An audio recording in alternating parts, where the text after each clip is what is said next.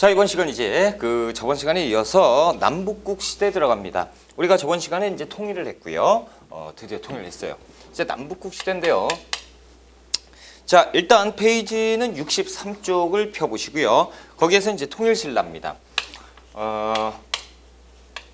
신라가 통일을 했죠. 그래서 통일신라의 정치 조금 보시고요. 그리고 이제 발해, 그리고 이제 신라 말 상황까지 한번 봅시다. 자, 양거로 일본의 통일 이후에 신라의 상황이 나오는데 저번 시간에 잠깐 했죠. 신라의 입장에서 볼 때 영역이 확대되고 인구가 증가하고 생산력은 증대되고 정치적으로 안정권에 접어들었다라는 거. 자, 신라의 시대 구분인데요. 시기는 삼국사기 기준으로 따진다고 했죠. 그래서 상대, 중대, 하대로 나뉘고 그 표에서 보시는 것처럼 무열왕 때부터 중대, 그렇죠? 그리고 선덕왕 때 하대 이렇게 가는 건데 지금 보면 뭡니까? 집권 세력 보면 성골에서 진골, 진골에서 진골, 진골인데 무열계 진골. 그래서 무열왕이 즉위했을 때, 그렇죠? 그래서 무열계 진골 때부터가 신라 중대로 본다.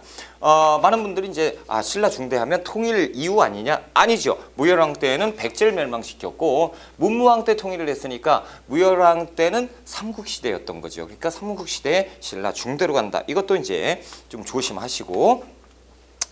자, 양거로 2번에 이제 신라 중대 왕권의 전제화가 있어요. 그렇죠? 그래서 동그라미 1번에 태종 무열왕인데 태종 무열왕 같은 경우는 이제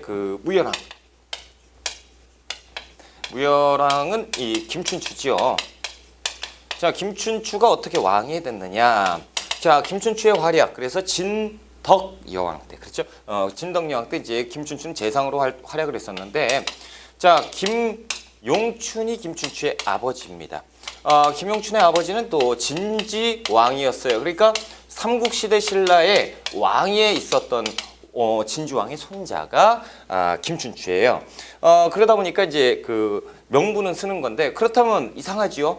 진지왕이라면 성골 아닙니까? 그렇죠? 성골인데 친골이래요. 왜 이렇게 됐을까라는 걸 보면 자, 진지왕은요. 당시에 화백회의가 있죠. 귀족들의 신라의 귀족회의, 만장일치제 화백제도가 있었는데 화백회의, 이 화백회의에서 진주왕이 정치가 음란하다라는 이유로 인해서 폐위를 시켜버려요. 그러니까 진주왕이 화백회의에 의해서 폐위가 되니까 진골로 강등된 거지. 그렇죠? 그래 김용춘은 진골이 됐고 그의 아들 김춘추도 역시 진골이죠. 그렇다면 지금 진덕 여왕 때 성골 남자가 필요한데 성골 남자가 없잖아요. 그렇죠? 그러니까 이제 진골에서 뽑아야 되는데 누가 왕이 될 거냐? 상대등 알천이요. 그때 이제 얘기를 합니다. 김춘추가 왕이 될 제목이다라는 거죠. 왜냐면 일단 진골이라고 쓰고 성골이라고 읽어야 되는 게 김춘추 아닙니까? 그렇죠? 그러니까 이제 김춘추가 왕이 되는데 이때 물심양령으로 도와줬던 것이 가야 출신 김유신이에요. 김유신 장군은 이 힘이 있죠. 힘이 있는 장수고 김춘추는 이제 명분이 있고요. 그렇죠? 그래서 김유신이 김춘추를 알아보고 이런 날이 올 거라고 생각을 했기 때문에 김춘추와 사돈지간을 맺고 싶어해요. 그래서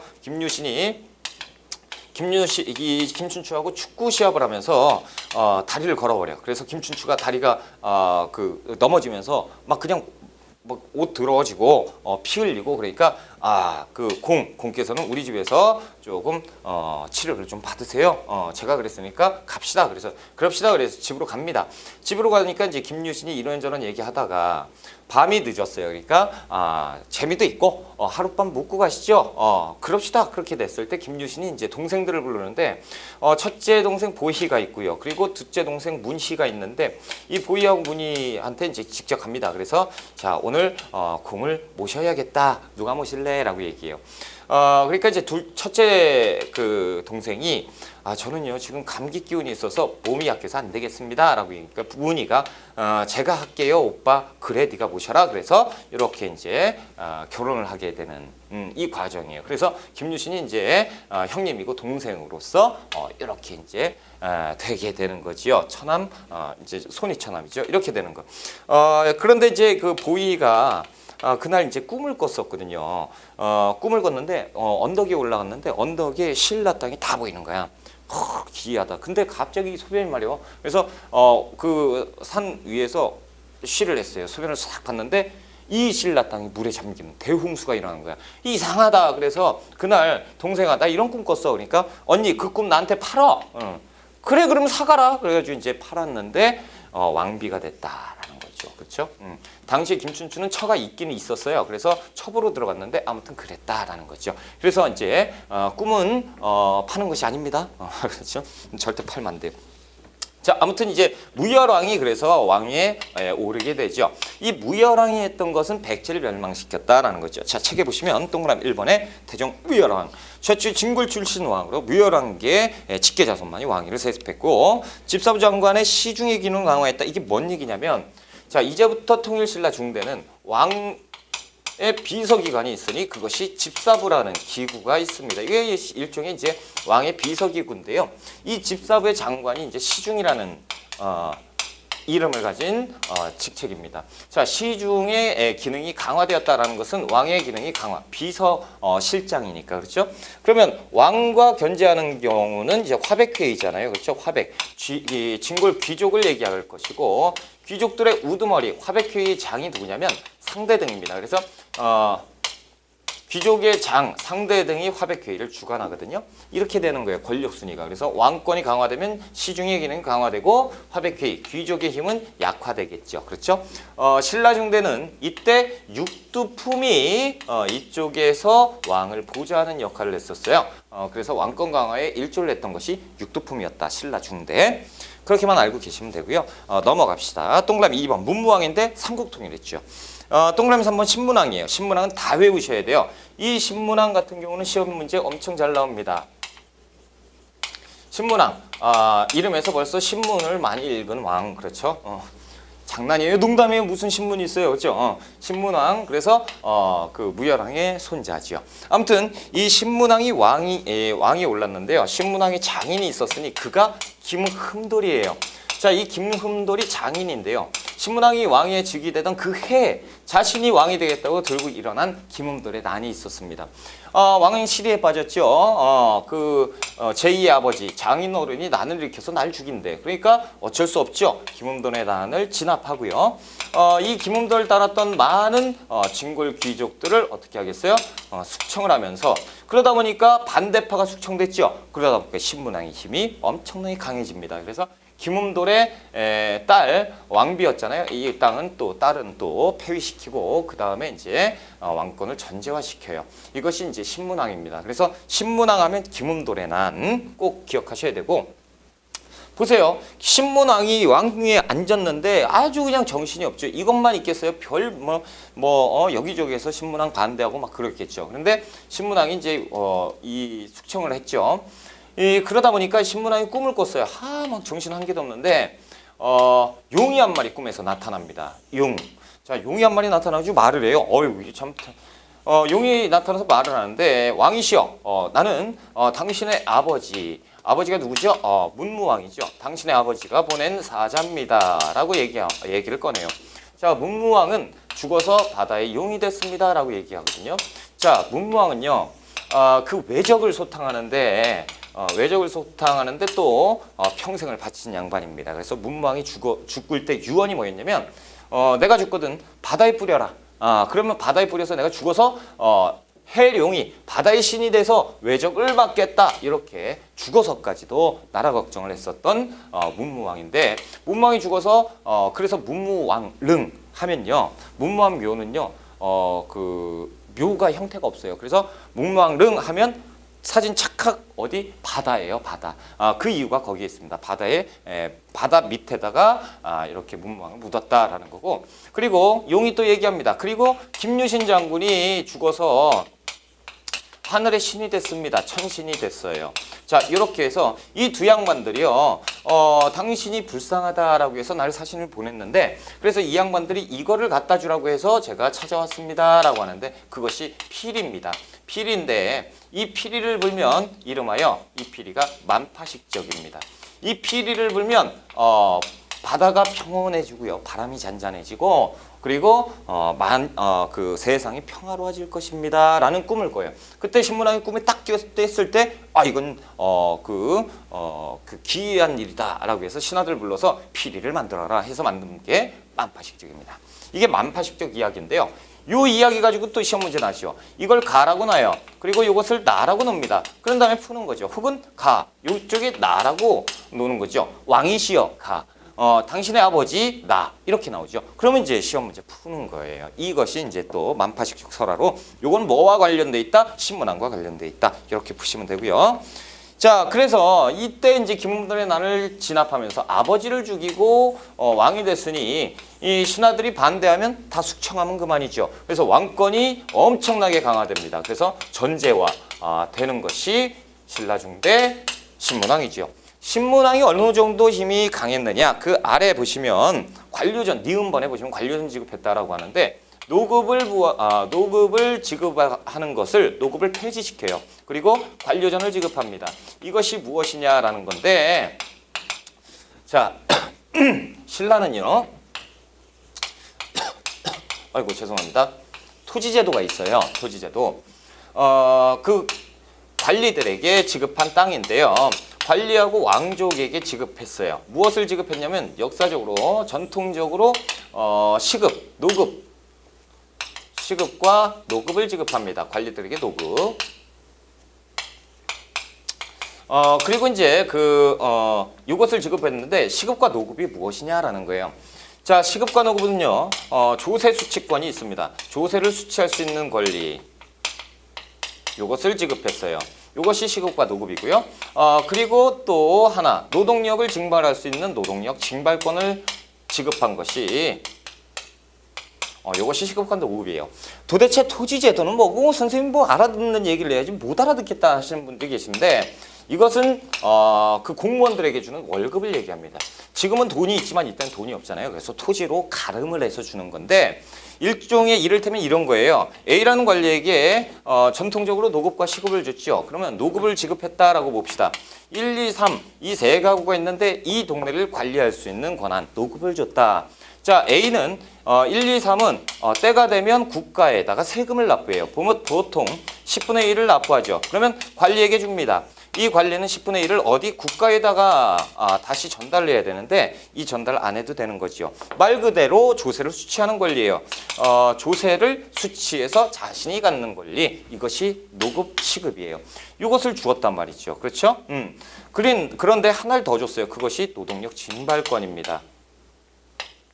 자, 1, 2, 3에게 얘기합니다. 몇 월 며칠 몇 시까지 우리 집 앞마당에 모여라 라는 거예요. 그럼 모여요. 안 모이면요? 안 돼요. 관아에 끌려가서 혼납니다. 법이 그러니까. 그럼 모여요. 모이면 이제 A가 일 시켜요. 우리 집 밭을 좀 갈아라 라는 거죠. 무임금으로 일을 시킬 수가 있는 노동력 징발권이죠. 이런 것들을 갖고 있었어요. 그런데 뭡니까? 왕족은 시급이고 관리에게 관료전이라는 것, 관료전은 무엇이냐면 조세 수치권은 지급을 했어요. 그런데 노동력 징발권은 뺏은 겁니다. 그럼 관리들은 요거는 못하고 요것만 가질 수가 있는 거죠. 그러니까 다시 얘기하면 전통적으로 노급과 시급을 지급했는데 노급을 지급했었던 이 제도에서 노급을 제끼고 관료전을 지급했다는 건 관리들의 힘을 뺏었다는 거 아닙니까? 그렇죠? 그런데 아무도 뭐라고 못했다라는 것은 왕권이 엄청나게 강했다라는 거죠. 그래서 관료전을 지급하고 노급을 폐지한 왕이 신문왕이에요. 자, 그렇다면 이제 D급번 한번 볼게요. 통치체제 정비. 그렇죠? 그리고 구주 오소경을 정비를 합니다. 자, 신라의 영토가 커졌습니다. 그렇죠? 그래서 이것을 다스리려면 이쪽에 수도가 한쪽에 치우쳐져 있어요. 그러다 보니까 여기에서 반란이 나면 가기 힘들어. 그리고 이쪽에 반란이 나면 또 가기 힘들고 가는 중간에 반란이 여기서 나면 진짜 골치 아픈 거죠. 한쪽으로 치우쳐져 있기 때문에 특별시 5개를 만들었어요. 이것이 서원경, 중원경, 동원경, 남원경 이렇게 해서 5개. 이것이 오소경입니다. 오소경. 소경 5개를 만든 것이죠. 특별시예요. 이게 오소경이고요. 전국을 지금 경기도, 충청도, 전라도, 경상도, 강원도 이렇게 나눠놨어요. 그것처럼 한주, 삭주, 명주 이렇게 해서 주를 9개를 만들었어요. 그래서 구주 오소경 제도로 통일신라를 만든 것이 신문왕이에요. 자, 그리고 구서당 10정인데요. 구서당 10정. 서당이니까 공부하는 곳 아니지요. 요거는 군대입니다. 그래서 중앙의 군대가 중앙군이 구서당이고요. 신라, 통일신라의 중앙군 그리고 지방군이 10정이에요. 자, 이것은 무슨 얘기냐면 군대 군대인데요. 자, 중앙군은요. 수도 서울 있죠. 수도를 방어하는 군대입니다. 수도 안에는 왕궁이 있을 거 아닙니까? 왕궁을 수비하는 호위무사들, 이들도 중앙군에 끼게 되고요. 수도 방위를 하는 이 군대, 수도 안에 있는 군대 중앙군입니다. 그러면 이 이외에 있었던 군대들은 다 뭡니까? 지방군으로 편성이 되는 거예요. 그래서 이 지방군은 일종의 보통 그래요. 의무군입니다. 지금 우리 의무군이죠. 군대 갑니다. 그런데 이때는 의무적으로 군대 가니까 돈을 국가에서 지급을 못 받죠.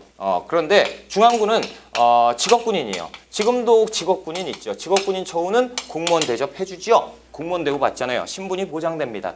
이런 중앙군과 지방군을 편성을 했으니 그것이 구서당 10정이에요. 그럼 구서당은 중앙군이니까 알겠다. 그런데 10정은 어떻게 돼 있느냐? 여기 구주라고 했죠. 한주, 삭주, 명주 이렇게 해서 한 정씩 들어가요. 그럼 9정이잖아요. 근데 여기 한 주가 제일 커요. 그래서 한 주 더 들어가서 10정. 이렇게 이제 맞춰놓은 것이 구서당 10정입니다. 그리고 대학교도 만들었으니 그것이 국학입니다. 통일신라의 국립대학교 국학이다. 조선의 국립대학교 성균관이고 그렇죠? 자, 신라대 전체 왕권이 동요되는데요. 경덕왕 때 노급이 부활돼요. 노급이 부활돼요? 관료전 그럼 뭐예요? 왕권이 약해진 거지. 그러니까 관료전 또 폐지되고 노급이 부활돼. 아이고 왕권이 약했구나. 신하들이 막 얘기하니까 신하들에게 졌구나. 그렇죠? 그래서 경덕왕 때부터 쇠하기 시작한 거죠. 왕권이 약화되고 경덕왕 때 불국사와 석굴암을 축조합니다. 그래서 김대성 들어보셨죠? 김대성이 불국사와 석굴암을 축조하게 되는 것이고 원성왕 때 독서삼품과를 추진하는데요. 이 국학의 그래요. 국학 요거는 우리가 문화편에서 할게요. 그냥 체크만 해주세요. 독서삼분과를 추진하고요. 헌덕왕 때 김헌창의 난, 김법문의 난이 나와요. 김헌창의 난 봅시다. 아버지 김주원이 원성왕에 밀려서 왕위에 오르지 못했어요. 그래서 난을 일으켜요. 그래서 자신이 왕이 돼야 되는데 못 됐거든요. 그래서 반란을 일으킨 거죠. 그것이 김헌창의 난.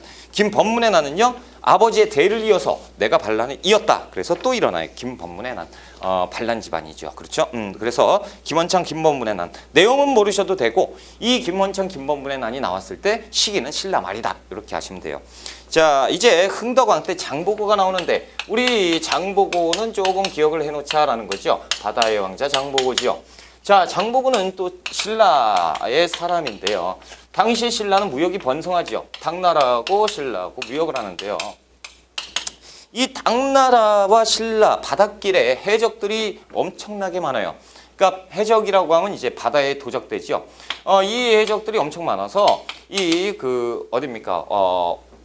청해진을 완도에 설치한 다음에 그 다음에 여기에서 청해진을 설치한 다음에 해적을 소탕합니다. 자, 완도에 청해진을 설치했는데 이게 어떻게 보면 상단처럼 보이지만 실질적으로는 군사 기구예요. 그래서 군대입니다. 누구의 군대? 장복의 군대. 그래서 이들이 이 황해와 남해를 싹 다 쓸어버려요. 그러니까 엄청나게 무역이 또 번성되는 거 좋고 그렇죠? 그리고 또 누가 좋아할까요? 왕이 좋아하죠. 그렇죠? 왕이 엄청 좋아합니다. 아이고 고맙네요. 그렇죠? 자, 이렇게 되면서 왕의 신임을 얻어서 장보고가 점점 커지게 되는데요. 이때 우리 신라 중대로 가면요. 당나라하고 또 친해져요. 그 이유는 조금 이따 다시 설명을 드릴 건데요. 당나라하고 친해져서 이제 신라에서 당나라와 무역활동, 교역을 많이 하는데요. 어느 정도 많이 하냐면 당나라의 이 산둥 지역과 요 양쯔강 하류 지역 요쪽에 코리아타운이 생깁니다. 한인타운이 생겨요. 신라인들이 머무는 타운. 그래서 여기에 신라의 신라원, 신라방, 신라촌, 요런 것들이 막 생기는데요. 이 코리아타운이 생겼는데 이 코리아타운에 장보고가 절을 만들어요. 그것이 신라원인데 신라원 장보고의 법화원입니다. 이 법화원을 만드는데요. 여기에서 이제 신라 사람들이요, 특히나 육두품, 신라 학자들이 당에 유학을 많이 가요. 그런데 학자뿐만 아니고 승려도 당나라에 유학을 많이 갑니다. 특히나 또 일본 사람들도 당나라에 또 많이 가는데요. 일본 승려 엔린이라는 사람이 있어요. 엔린. 이 엔린이 또 유학길에 올랐어요. 승려예요. 그런데 이제 당무종이라는 왕이 이제 즉위하면서 억불 정책을 시행합니다. 그래서 불교를 억제해요. 막 억압해. 그때 이제 엔린이 죽을 위험에 처합니다. 그때 이제 장보고가 여기로 오세요. 그래서 버퍼 안에 숨겨줘요. 이 당나라에서는 장보고가 세력이 크기 때문에 어떻게 못 건들죠. 그래서 싹 눈을 피해서 당나라의 그 감시가 좀 소홀해졌을 때 빨리 가라. 그래서 밀항시켜서 엔린을 보내주거든요. 그래서 엔린이 최초의 큰 스님이 됩니다. 일본 큰 스님 최초의 대사가 되는데 이 엔린이 돌아와서 장보고에게 편지를 보내요. 대사 덕분에 제가 여기 일본에 돌아와서 큰 스님이 됐다. 감사합니다. 이 편지, 감사 편지를 보내는데 이 편지의 내용이 시험 문제 나옵니다. 그렇죠? 그래서 이 편지의 내용이 시험 문제 나와서 뭘 풀어라? 장보고를 풀어라. 이 내용이죠. 그래서 장보고를 풀면 되는데 이것이 또 시험 문제 나왔고 그리고 이제 이렇게 하다 보니까 장보고는 뭐 진골귀족들이 우습게 볼 수 없는 힘을 가진 사람이 돼버렸는데 이때 진골귀족이 열받아요. 누구? 왕이 점점 장보고하고 친해지죠. 그러니까 진골귀족은 왕을 찍어 둘러야 돼요. 점점 갈수록 또 신라하되니까 막 그래. 왕이 짜증이 확 나죠. 공이 저 좀 도와주세요. 제가 도와드려야죠. 이것들을 그런데 명분이 안 쓰죠. 그러니까 왕이 어떻게 할까요? 그러다 장보고의 딸이 있어요. 딸을 왕비로 맞이하십시오라는 표현을 하죠. 그러면 왕비가 되면 장인이 되니까 명분이 쓰죠. 찍어 눌러버려요. 그래서 뭡니까? 뒷거래를 하는데 이때 진골이 이걸 알아버렸어요. 그래서 이게 뭐하는 짓이야? 이걸 막아버렸죠. 그러니까 장보고가 이 썩어 빠진 것들 그러면서 들고 일어나는 것이 장보고의 난입니다.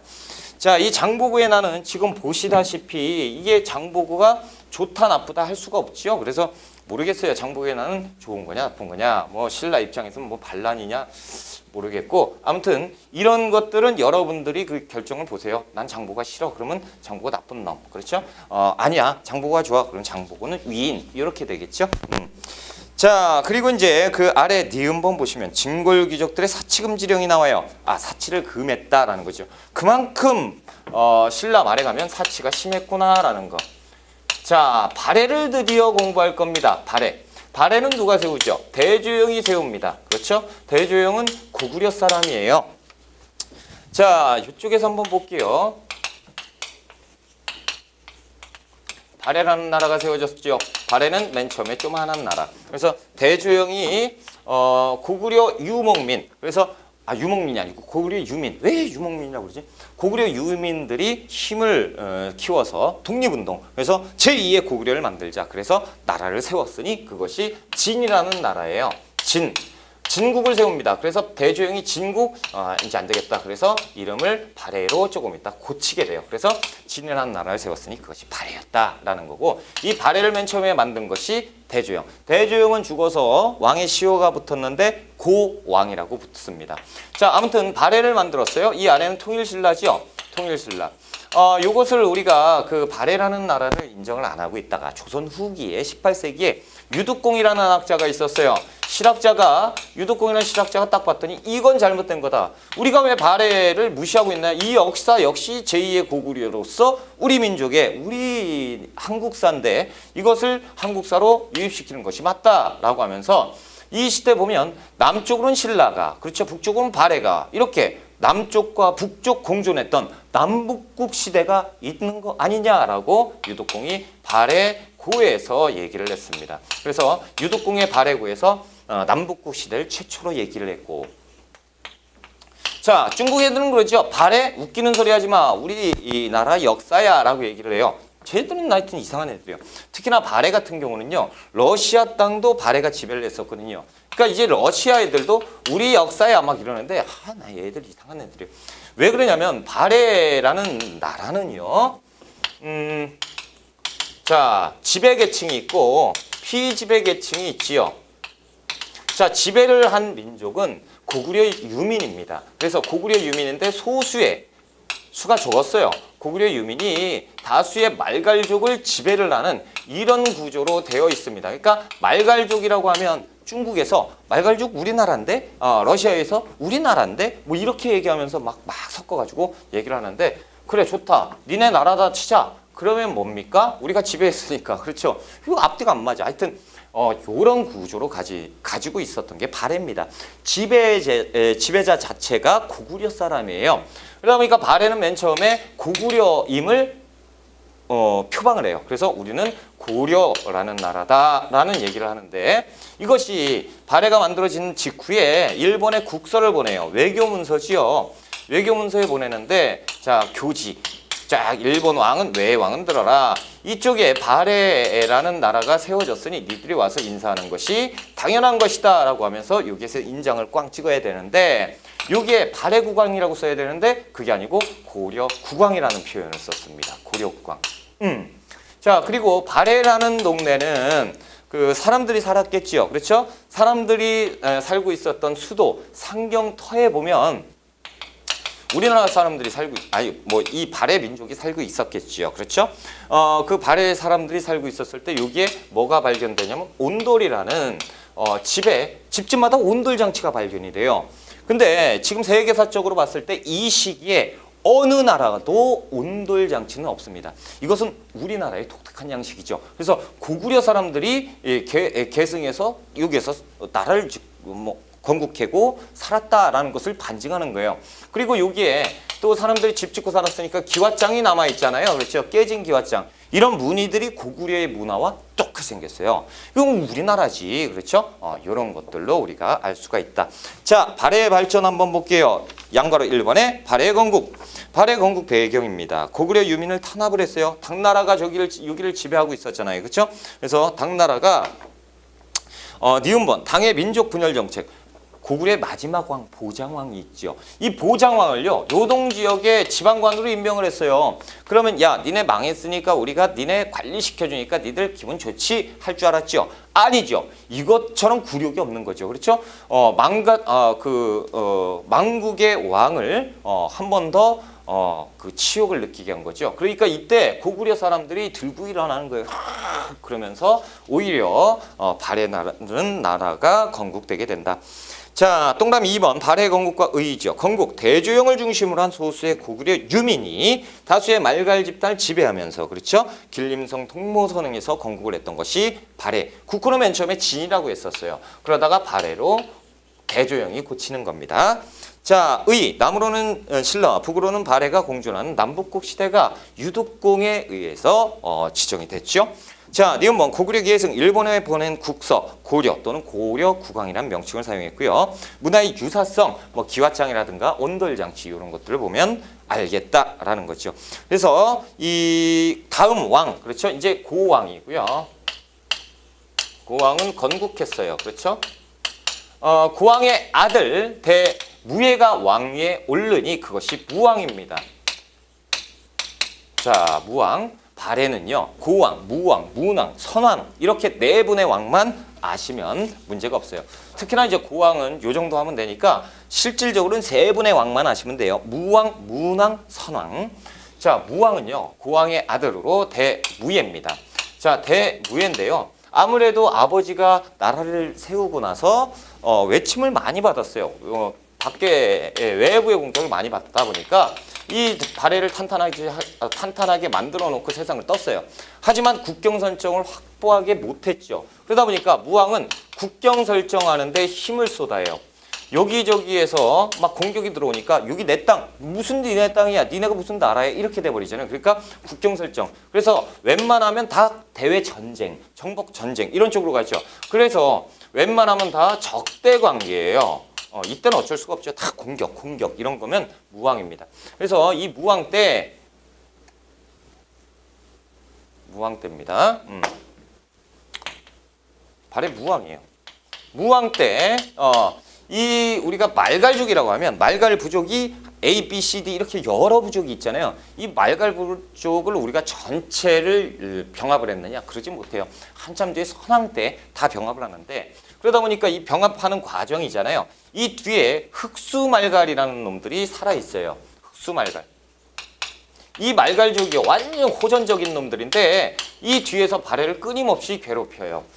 게다가 이제 당나라 같은 경우는 당나라가 고구려를 멸망시켰는데 제2의 고구려가 나왔으니 눈에 가시죠. 그러다 보니까 당나라하고 이 흑수말갈하고 친해집니다. 흑수말갈이 가가지고 무릎 꿇고 얘기하죠. 당나라 애들이 지방관으로 임명을 시켜줘요. 그러니까 말갈 부족, 유목민에서 한 나라 당이면 당 제국이잖아요. 그렇죠? 당나라 애들이 지명을 해줬으니까 자신들도 명분이 쓰는 거예요. 우리도 국가야 막 이런 식으로. 그렇죠? 그러면서 이제 친해져요. 그러니까 당나라에서 야 우리가 이때 발해를 공격할 거니까 뒤에서 니들이 지원해. 이런 분위기가 돼요. 그러니까 이제 겹쳐버렸죠. 발해가. 아 무왕은 안 그래도 스트레스 엄청 받는데 이놈들까지 까짝대고. 그렇죠? 그러니까 무왕이 동생 대문예에게 얘기를 해요. 문예야 얘들 좀 쳐야겠어. 형 무슨 소리야? 지금 아직 국경이 확정되지 않는 상태에서 당나라가 우리를 공격하는데 나는 반대야. 반대고 야 생각을 해봐. 얘들이 이거 조그만한 거부터 정령하고 여기 하고 치는 게 맞지? 형 진짜 형 답답하네. 여기에서 군대를 이동하면 얘들이 이때다 싶어서 오지 않겠어. 얘들 작전이야. 이놈이 너 나 무시하는 거야? 가라면 형이잖아. 내가 왕이야. 이런 식으로 되는 거죠. 갈등이 시작되고 어쩔 수 없이 이제 동생이 그 원정길에 오르게 됩니다. 오르니까 당나라가 이때다 싶어가지고 군사를 움직이죠. 그리고 얘들도 막 전진 배치 이렇게 돼버리니까 형 안 돼. 진짜 아까 얘기한 대로 내 말이 맞잖아. 이놈이 왜 그러죠? 지금 이제 왕이 됐잖아요. 왕이 돼서 신하들이 다 보고 있는 앞에서 이 동생이라는 사람이 나를 지금 내 말을 안 들어요. 그럼 왕권이 지금 그렇죠. 흔들리잖아요. 그러니까 안 돼. 막 가. 그러면서 이제 갔는데 가서 보니까 도저히 안 되겠어요. 형 진짜 안 돼. 저것이 지금 장난치나 저놈 잡아와. 영모야 저거. 내 말을 안 들어? 왕명을 어겼으니까 저거 국법으로 다스릴 거야. 잡아와. 그러니까 이제 무예가 이제 여기서 사면초가가 됐어요. 그러다가 이거는 흑수말가라고 지금 전쟁 몇 번 해보고 이거 골치 아프니까 어쩔 수 없다. 그래서 당나라에 투항해버립니다. 이게 또 말이 됩니까? 그렇죠? 그래서 무예가요. 문예가 동생이 당나라에 투항해요. 당나라는 웰컴이죠. 비밀을 얼마나 많이 알고 있겠어요. 그렇죠? 무왕이 위태위태하면 이 친구가 왕이 될 수도 있는 사람이 국가 기밀 다 알고 있어요. 무왕이 이 사실을 알아버렸어요. 그렇죠? 근데 당이 극진 대접을 해주고 있어. 그러니까 무왕이 발해가 당나라에게 정식으로 외교 문서를 보내죠. 어이 이놈 영모로 다스려야 될 범죄자야. 니들이 갖고 있으면 안 되지. 우리한테 돌려보내. 자 이러니 당나라에서 이걸 받고 만약에 돌려보내면 당나라가 발해를 인정하는 꼴이 되고 그렇죠? 그러면 하는 대로 하는 게 자존심이 안 되고 그렇죠? 이 방법이 있구나. 당나라에서 단문을 보냅니다. 야 문예 내가 알고 보니까 얘 그렇더라. 그래서 우리가 대신 대신 징벌했어. 그래서 이 문예를 우리가 유배 보냈으니까 이런 식으로 끝내는 게 어때? 무왕이 딱 봤더니 아니에요. 지방 장관을 하고 있더라 이거요. 아직까지 똑같죠. 얘들이 지금 약 올린 거죠. 명분이 딱 썼죠. 야 문유야 일로 와라. 그래서 이제 장문유를 불러요. 장문휴 장군을 불러서 이놈들 안 되겠다. 이놈들 그냥 공격해버려. 그래서 그 수군을 이용해서 장문유가 수군으로 육군으로는 요서 지역 그리고 수군으로 산둥 지역을 공격을 해요. 실질적으로 산둥 지역 가가지고 이 산둥 지역을 점령을 하는데요. 이런 일이 어떻게 있었느냐? 당나라는요 개방 정책을 추진합니다. 그래서 예전에 당나라 같은 경우는 나라를 만들어 놓고 능력이 좋으면 내가 장수시켜주고 능력에 따라서 다 분배하는 이런 개방 정책을 쥐고 있었는데 예전에 고구려가 멸망했죠. 이 고구려가 투항한 고구려 유민들은 당나라에서 귀족 대접을 해줬습니다. 너 그때 장수였지? 오케이 너 능력 좋으니까 이쪽에 지방장관 해. 이런 식으로 다 돼 있거든요. 이게 여기에서 발목을 잡은 거죠. 자 발해가 가니까 고구려 사람이죠. 고구려 국가죠. 고구려 국가 쳐들어오니까 이 지방관이 그래 이건 눈 감아줄게 그러고 문을 열어버리는 거예요. 성문 열어버리니까 이게 막 해가지고 난리가 났던. 그래서 장문유의 수군을 이용해서 발해가 요서와 산둥을 공격하게 됩니다. 이렇게 이 일이 있었던 거예요. 그래서 무왕 때 왁 해서 당을 점령도 하고 그러니까 엄청나게 강대국이 돼버렸죠. 그렇죠? 자, 이 당나라하고 발해는 이제 돌아올 수 없는 강을 건너버린 거죠. 당나라 시도 때도 없이 막 공격을 해요. 그러니까 발해, 무왕 때 이쪽에 있는 돌궐 애들이 있어요. 이 돌궐과 친교를 맺어버리고요. 이 당나라가 웃기는 게요. 발해가 공격을 했죠. 그러니까 당나라가 신라에게 지원 요청을 해요. 니들 가만히 있으면 어떻게 해? 얘들 쳐야지. 알았어. 그래서 실제로 신라가 발해를 치기도 해요. 이런 어처구니 없는 일이 있었어요. 자, 그러니까 이 귀찮죠. 그러니까 일본과도 외교 관계를 체결을 해가지고 신라를 공격해라 이렇게 되는 거예요. 그래서 당을 견제하기 위해서 돌궐과 그리고 신라를 견제하기 위해서 일본과 외교 친선 관계를 맺는 것이 또 발해 무왕 때입니다. 이렇게 이제 기억하시고 이것이 사료에 엄청 잘 나와요. 자, 이제 문왕 때인데요. 아버지가요, 전쟁을 승리로 많이 이끌었습니다. 그러다 보니까 대외적으로 국가의 위상이 높아지죠. 국격이 높아졌고, 그러다 보니까 이제 덕을 베풀 때가 됐죠. 그리고 전쟁을 너무 했어요. 내치에 힘쓸 필요가 있죠. 그래서 체제 정비에 힘쓰는 것이 문왕입니다. 체제 정비에 힘써야 되니까 이제 관료 시스템이나 이런 것들 정비해야죠. 그러면 선진 문화를 받아들일 필요가 있잖아요. 그래서 당과도 친선 관계로 변모하게 되고, 그리고 이 신라하고도 친선 관계로 변모하게 돼요. 이것을 증명하는 것이 뭐냐면 신라도가 발견이 됩니다. 신라도는 칼도자가 아니고 길도자예요. 그래서 신라길이 발견이 됐다라는 거죠. 당시에 이제 상경 이 수도였고요. 상경 혹은 중경을 거쳐서 남경을 거쳐가지고 신라로 가는 길이 발견돼요. 혹은 그냥 상경에서 남경으로 그리고 신라로 가는 길. 이런 길이 발견이 되는데 이것이 이제 신라도다라는 거죠. 그래서 문왕 때 신라도가 나타났고 또 중국도도 있고요. 그리고 상경에서 동경으로 가서 일본으로 가는 일본도도 발견이 돼요. 그러니까 신라도만 있는 게 아니에요. 길도자를 쓰면 다 돼요. 중국도, 일본도, 신라도 이런 것들이 이제 발견이 되면서 친선 관계였구나. 이렇게 이제 넘어가게 되는 거예요. 자, 이제 여기까지 일단 보고요. 발해의 발전을 볼게요. 책을 들어가세요. 양괄호 2번에 발해의 발전이에요. 사로 밑에 있죠. 동그라미 1번 무왕입니다. 자, 대외정책 북만주 일대를 장악하고 연호를 사용했는데요. 인안이라는 연호를 사용합니다. 자, 일단 이거 빨리 지우고. 자, 이 발해 대조영은 천통이라는 연호를 썼어요. 자, 무왕은 인안이라는 연호를 썼습니다. 자, 됐고요. 당과 적대 관계죠. 그래서 요소산둥을 공격했는데 누가? 장문유의 수군이. 자, 문왕 때입니다. 체제 정비. 그래서 외교에 힘썼고 친선 관계로 가게 되는 거죠. 체제 정비, 당과 친선 관계. 그래서 삼성육부를 정비를 해요. 삼성육부. 이것은 조금 이따 설명드릴 거고요. 통치 체제예요. 그리고 대학교를 만드니 발해대학교 주자감입니다. 주자감도 만들고요. 중경에서 상경으로 전도했어요. 자, 예전에는 중경이 흥분했어 지금. 와, 자, 중경이 발해의 중심지였어요. 그러니까 중경이 수도였죠. 그런데 이 중경이 중심이 아니고 상경이 중심이 돼버린 거예요. 그렇다면 무슨 얘기요? 영토가 커진 거지. 이제 상경이 중심이 돼버린 거예요. 그래서 이걸 보면 문왕 때 영토도 넓어졌구나. 그렇죠? 이것이 또 왜 그러냐면 영토를 늘렸을 때 중국 당나라에서요. 안녹산과 사사명이라는 사람들이 난을 일으킵니다. 그래서 당나라가 휘청휘청할 때 이때다 그래서 요동도 막 가고 막 그래가지고 국경을 넓혀버리는 거예요. 막 공격을 막 해서. 그래서 이때 영역이 넓어지면서 상경으로 전도하게 된다라는 거죠. 자, 연호도 썼습니다. 대흥.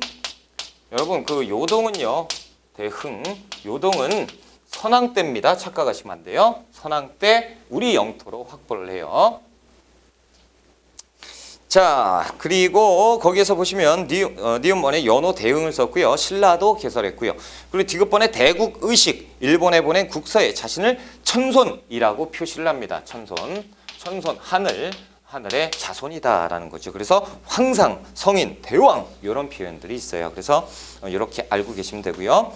이렇게 아들 가다가요. 이제 한참 뒤에 가면 선왕이 등장을 하는데요. 이 발해 선왕 때는 발해 선왕은 발해 전성기입니다. 전성기. 어느 정도 전성기냐면 엄청나게 크게 성장을 하죠. 자, 신라가 요만하죠. 발해는 엄청나게 큽니다. 통일신라 8배의 크기가 발해 전성기 때예요. 그래서 이 발해는 수도 5개를 만들고요. 5경, 15부, 그리고 62주로 지방체제를 정비하는데요.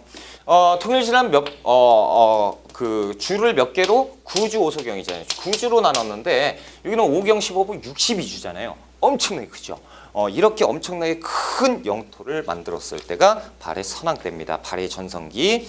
자, 책을 한번 볼게요. 동그라미 3번의 선왕. 대부분의 말갈족을 다 복속시켰어요.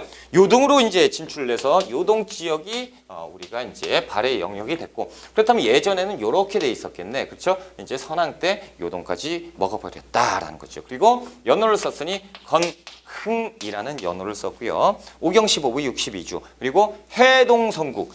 실질적으로요. 여기에서 보면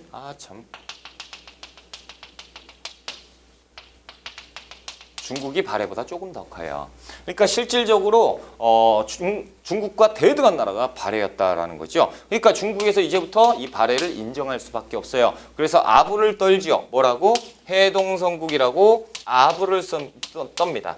해동성국. 말 그대로 동쪽의 바다를 낀 성대한 나라라고 칭송을 하는 것이 중국 애들이에요. 아부 떨고 있죠. 그래서 어쩔 수 없이 국가로 인정할 수밖에 없었다라는 것. 이것이 발해 선왕 때예요. 자, 그 아래 보시면 발해 반전이라고 돼서 정리를 해놨어요. 이 내용만 아시면 되고 판서 그대로예요. 자, 양거래서 한 번에 발해와 신라의 관계. 무왕 때는 당의 요청을 받은 신라가 발해를 공격하기로 했고요. 무당 때는 그 아랫줄에 신라도를 통해서 교환하는 친선 관계가 있었습니다. 그런데 이 거란 애들이요. 이 거란 애들이 여기 아니지. 거란 애들이 발해를 공격을 해서 이 당시에 발해는 발해 말기에는요. 왕족이 귀족들에게 살해당하고 막 그래요. 그래서 그 왕권 다툼이 치열하게 벌어지거든요. 이때 거란, 저 윗동네 살고 있는 거란이요. 야, 우리도 이제 따뜻한데 한번 가볼까? 그러고 내려오는데 이때 약해진 발해가 한 방에 어이없이 무너지는 것이 거란족의 공격에 의해서 내분이 심했었고요. 이렇게 이제 멸망의 길로 가게 되는 것이 발해다. 자, 이제 그 3번의 남북국 통치체제를 한번 볼게요. 양가로 1번에 집사부 아래 13부가 있었고 사정부, 감찰기구예요. 그리고 국학이라는 대학교를 만들었고요. 자, 동그라미 2번에 지방통치, 기역번에 행정구역, 구주 5소견을 설치를 하고요. 그리고 그 아래 지방제도, 외사정, 이것은 지방관이에요. 그리고 상수리제도, 일정 기간 그 지방 세력을 수도에 머물게 하는 제도입니다. 이것이 상수리제도예요. 자, 동그라미 3번 일종의 인질제도예요. 군사제도 구서당 10정이 있었고요. 양과로 2번에 발해의 통치제도. 당의 삼성육부를 가져왔는데요. 그대로 체계를 쓰지는 않고요. 이름을 바꿔요. 그래서 정당성 하나 있죠. 선조성 그리고 중대성. 성이 몇 개예요? 삼성 3개죠. 그리고 충인의 지의 신 부잖아요. 부서가 몇 개예요? 6개예요. 이 당나라는 2호 예병 형공 이렇게 해서 그 명칭을 썼는데 우리는 충인의 지혜 신 이 유교적인 성격의 명칭을 썼고 기능도 다 달라요. 그러니까 이 시스템만 비슷한 거지 이걸 갖다가 우리가 활용을 한 거예요. 우리 독자적으로. 그래서 충인의부는 좌사정이 그리고 지혜 신부는 우사정이 한 번 더 걸려요. 그래서 이들이 이제 합의하고 그런 다음에 정당성으로 갑니다. 그럼 정당성에서 국정을 총괄하는 거죠. 그래서 귀족 합의기구 정당성이고요. 특이한 거로 좌사정, 우사정은요. 어느 시대도 없습니다. 발해만 있어요. 이것이 어떻게 당나라하고 똑같은 제도냐라는 거죠. 그리고 중인의 지혜 신부는 유교적인 성격이 있었고 그렇죠? 자, 그리고 발해 통치 체제에 당의 삼성육부를 모방했으나 명칭과 구성은 독자적으로 편성하고 운영했어요. 이원적 통치 구조, 좌사정, 우사정이 있었고요. 중정대가 감찰기구, 주자감은 대학교, 그리고 문적원이라고 서적을 관리하는 기구가 있어요. 자, 동그라미 2번에 지방, 오경 15부 62주. 군사제도는 중앙군만 기억하시면 됩니다. 10위예요. 10위, 10정이 아니고.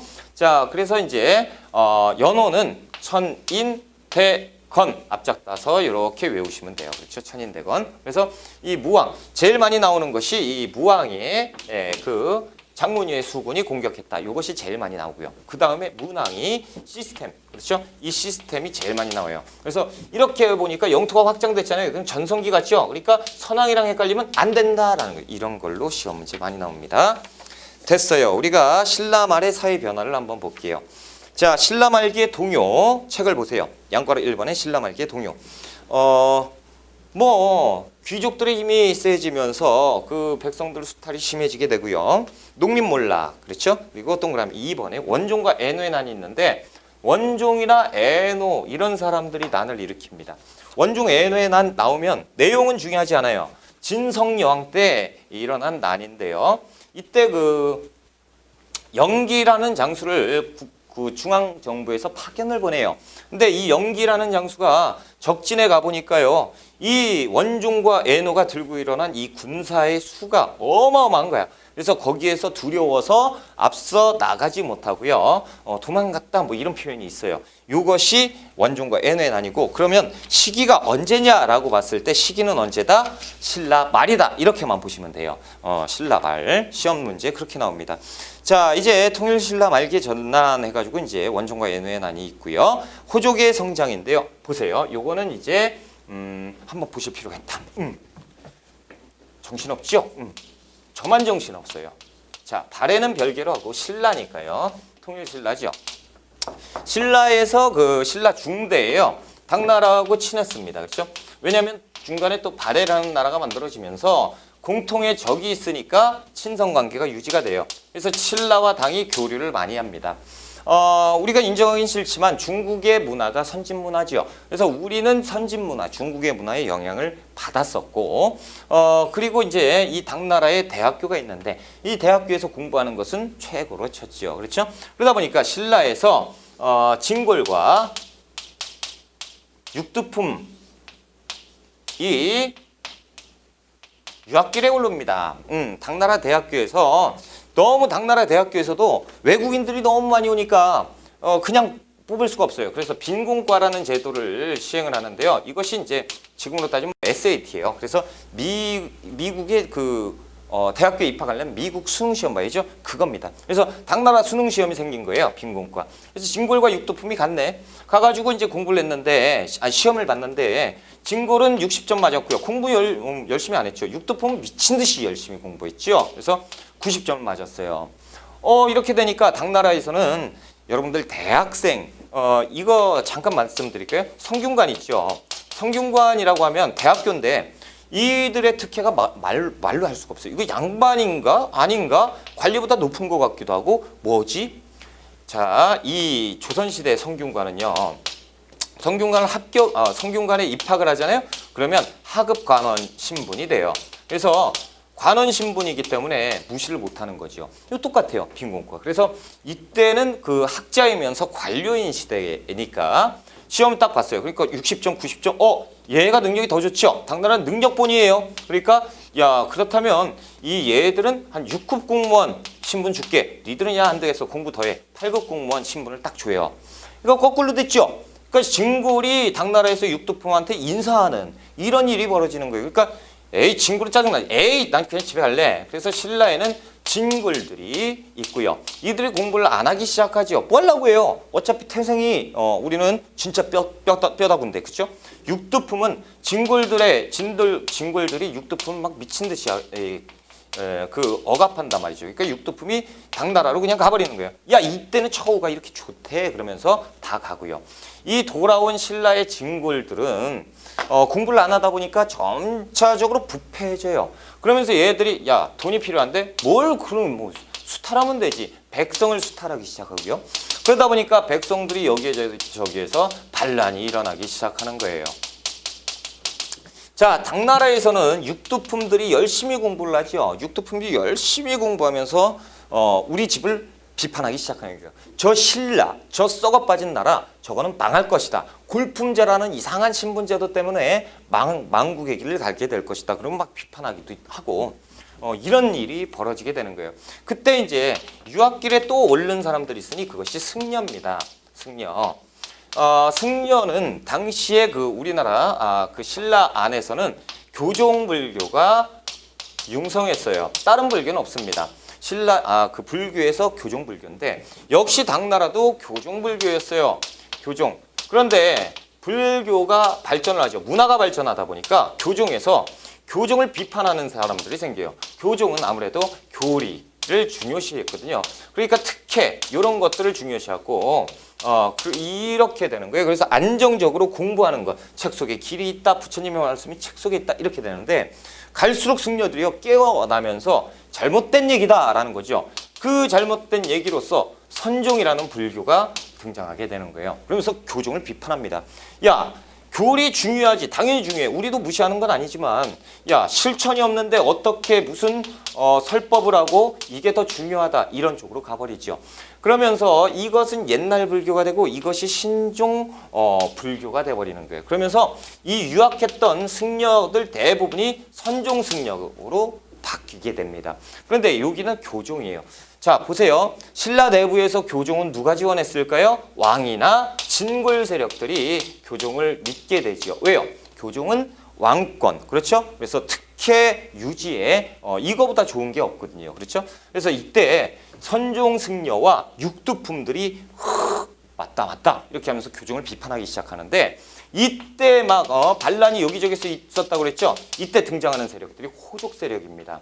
이 호족들이 반란을 일으키는데 이 중앙정부에서 맨 처음에 진압을 갔는데요. 진압을 못 가요. 이제는 중앙정부의 힘이 여기밖에 닿지 않는 이상한 나라가 돼버리는 것이 신라입니다.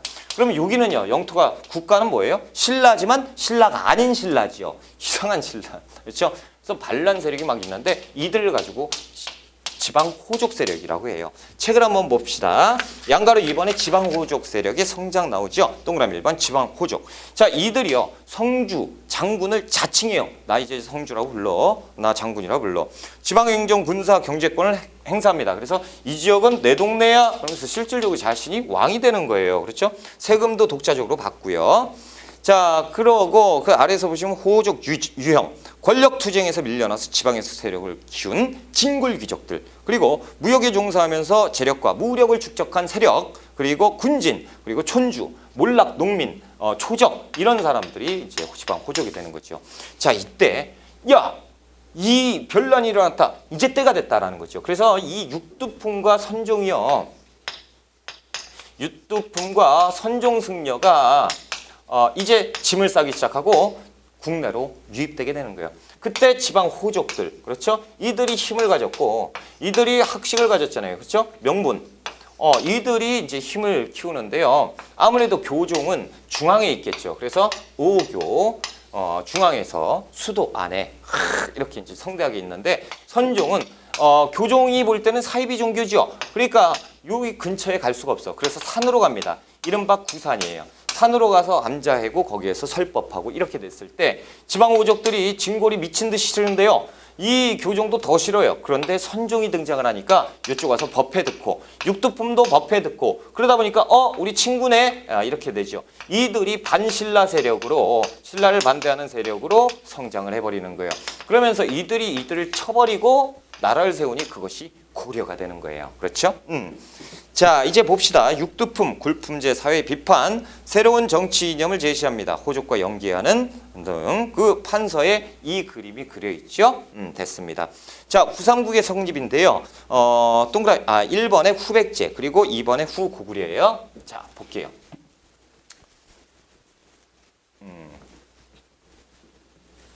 자, 지금 지방호족과 육두품이 힘을 합쳤어요. 그렇죠?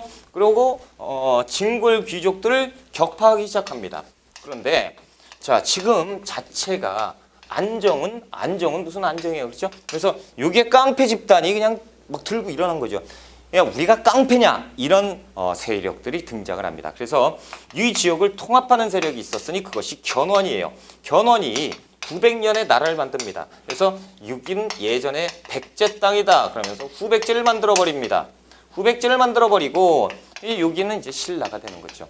그러니까 윗동네 양길에 수하에 있었던 궁예가요. 양길은 도둑대거든요. 도적대. 그러니까 이 도둑놈아 그러면서 양길 몰아내고 우리는 이렇게 하면 안 된다라고 하면서 궁예가 나라를 세우니 이것이 후고구려가 되는 거예요. 901년에 후고구려를 세웁니다. 이른바 이렇게 되는 형국을 후삼국이라고 부르는 것이죠. 그래서 후삼국이 만들어지는 것이고 한번 볼게요. 1번 후백제 견훤이가 후백제를 만들고요. 발전 완산주 전주에 도읍을 했어요. 맨 끝에 보면 중국과 외교 관계를 체결합니다. 뛰어나죠. 자, 한 개 뭡니까? 반신라 정책이에요. 그래서 이들은 계속 신라를 공격해요. 역시 고구려 볼게요. 후고구려 궁예 발전 송악의 도읍을 하고요. 강원도 황해도 경기도 일대 장악을 하고 국호를 이제 후고구려에서 좀 이따 마진이라고 바꾸고요. 마진이라고 바꾸고 그 다음에 또 태봉이라고 바꿔요. 그러니까 이제 태봉이 후고구려입니다. 후고구려의 마진 그리고 태봉으로 가는데 이 태봉에서 이 궁예가요. 당시에 굴품제를 박살내고 싶었잖아요. 그래서 새로운 그 정치 체제를 만드는데 왕 밑에 광평성이라는 제도를 만듭니다. 광평성. 그래서 왕이 있고 광평성이 있고 이 아래 이런 시스템을 만들게 되니 태봉을 광평성 체제라고도 한다라는 거예요. 이 예전에는 이런 게 안 나왔었는데 요새는 광평성 체제 나옵니다. 그러니까 체크해 두시고요. 자, 그리고 양가로 그 왕건의 활약. 후 고구려 궁예는요. 오른팔이 왕건인데 왕건이 이쪽으로 해서 이쪽을 장악하기도 해요.